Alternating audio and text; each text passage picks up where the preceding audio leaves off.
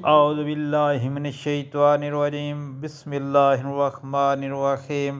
अस्सलामु अलैकुम प्यारे बहन भाइयों, गोल्डन लाइंस में आपको खुशामदीद कहता हूँ। अल्लाह पाक से दुआ है आपको आफ़ियत के साए में रखे, आमीन या रब्बल आलमीन।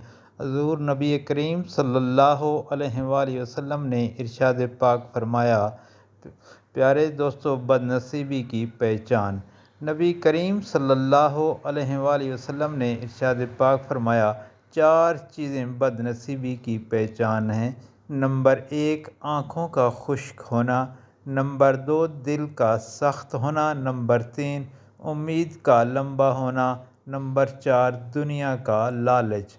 प्यारे दोस्तों, अल्लाह पाक से दुआ है इन चारों चीज़ों से बचाए, आमीन या रब्बल आलमीन।